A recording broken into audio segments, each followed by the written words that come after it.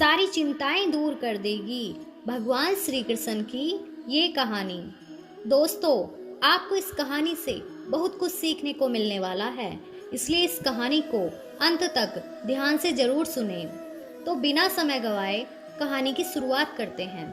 दोस्तों, इस कहानी की शुरुआत होती है एक बिजनेसमैन से, जो अपने बिजनेस को लेकर काफ़ी चिंता किया करता था कि क्या होगा आगे आने वाले कल में और कैसे काम आगे बढ़ेगा और उनके इस व्यवसाय को उनका बच्चा संभाल पाएगा या नहीं। दोस्तों, उस बिजनेसमैन का एक लड़का भी था जो उनसे काफ़ी बार कहता रहता था कि पापा, आप मुझे हमारे इस बिजनेस को संभालने का मौका दीजिए, क्योंकि अब मुझे भी बिजनेस करना आ गया है। लेकिन वो व्यक्ति कभी भी अपने बेटे को मौका नहीं देता था। दोस्तों, एक दिन इस बिजनेसमैन को दिल का दौरा पड़ गया और इसके चलते उनको हॉस्पिटल में भर्ती कराया गया। जैसे ही ये खबर उनके बेटे को पता चलती है, उनका बेटा दौड़ के हॉस्पिटल में आता है। बेटे के हॉस्पिटल में पहुंचने के बाद उसने देखा कि उसके पापा एडमिट हैं और डॉक्टर्स उनका इलाज कर रहे हैं। उसने डॉक्टर्स से अपने पापा के बारे में पूछा कि अब उनकी हालत कैसी है।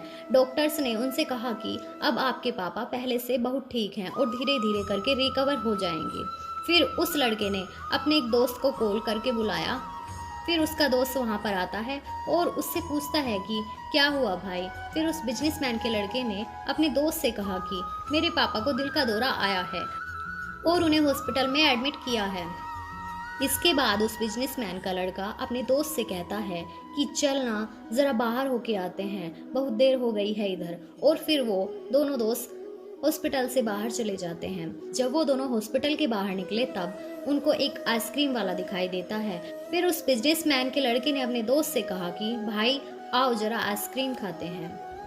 ये बात सुनकर उसका दोस्त थोड़ा चौंकता है और मन ही मन कहता है, अरे ये क्या पागलपन है, पापा अंदर भर्ती हैं और ये यहाँ पर आइसक्रीम खाने की सोच रहा है। फिर उन दोनों ने आइसक्रीम खरीद ली और वे दोनों आइसक्रीम खाने लगे। लेकिन उसका जो दोस्त था उससे रहा नहीं गया और उसने अपने दोस्त से पूछ ही लिया कि भाई, मुझे समझ नहीं आ रहा है कि तुम्हारे बिजनेस का आगे क्या होगा और तुम्हारे पापा की तबीयत भी ठीक नहीं है और तू यहाँ आइसक्रीम खा रहा है, मुझे कुछ समझ नहीं आ रहा है। फिर ये जो बिजनेसमैन का लड़का था ना, उसने जो बात कही उस बात को आप भी ध्यान से सुनिएगा। उसने अपने दोस्त से कहा कि मुझे ये मालूम है कि तू क्या सोच रहा है कि मेरे पापा एडमिट हैं, यहाँ पर आइसक्रीम चल रही है, मज़े चल रहे हैं, पर ऐसा कुछ नहीं है। मैं भगवान श्री कृष्ण का बहुत बड़ा भक्त हूँ और उनकी दो बातें हमेशा अपनी ज़िंदगी में याद रखता हूँ। पहली बात, जो हम सबको पता है कि काम करना है और फल की चिंता नहीं करनी है, इसलिए जो होगा देखा जाएगा। मैं सिर्फ अपने काम पर फोकस करूँगा और फिर बिजनेस भी अच्छा चलेगा। दूसरी बात, वो लड़का अपने दोस्त से कहता है कि मैं तुम्हें भगवान श्री कृष्ण की कहानी को सुनाता हूँ, जो तुम्हें दूसरी बात क्या है वो अच्छी तरह से समझ में आ जाएगी।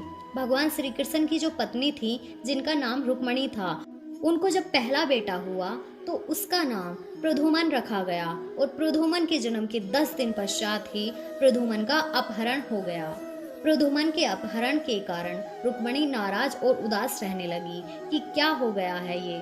भगवान श्री कृष्ण रुक्मणी जी से कहते थे कि चिंता मत करो, क्योंकि प्रद्युम्न जहाँ पर भी होगा वहीं पर ठीक होगा। लेकिन इतना समझाने के बावजूद भी रुक्मणी अपने बच्चे की चिंता में उदास और निराश रहती थी। इस चिंता करते करते रुक्मणी जी के 18 साल बीत गए।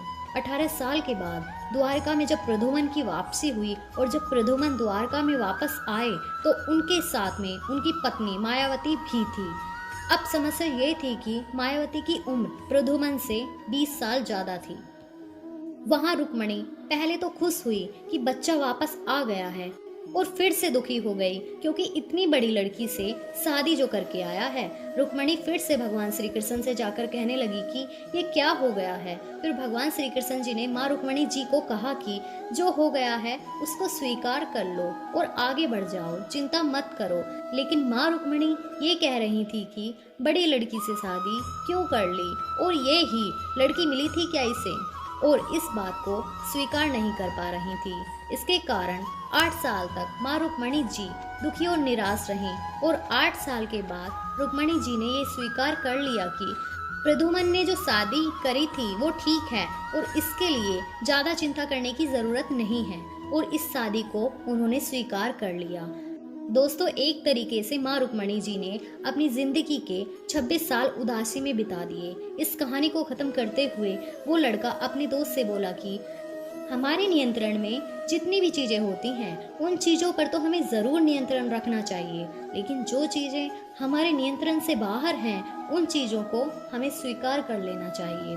अगर हमने स्वीकार नहीं किया तो हम भी माँ रुक्मणी की तरह बहुत सालों तक उदास रह जाएंगे। मैंने अब स्वीकार करना सीख लिया है, क्योंकि भगवान श्री कृष्ण जी कहते हैं कि जो हो रहा है उसे स्वीकार कर लो, जिंदगी अपने आप सहज हो जाएगी। तो ये छोटी सी कहानी जो हमें दो बड़ी बातें सिखाती है, और यही बातें मैं आपके साथ शेयर करना चाहती हूँ कि हमारी ज़िंदगी में जो कुछ भी घटता है उसे स्वीकार करना सीख लीजिए और फिर ज़िंदगी अपने आप सहज हो जाएगी। दोस्तों, आज की कहानी आपको कैसी लगी और आपको इस कहानी से क्या सीखने को मिला, ये हमें नीचे कमेंट्स में ज़रूर बताइएगा।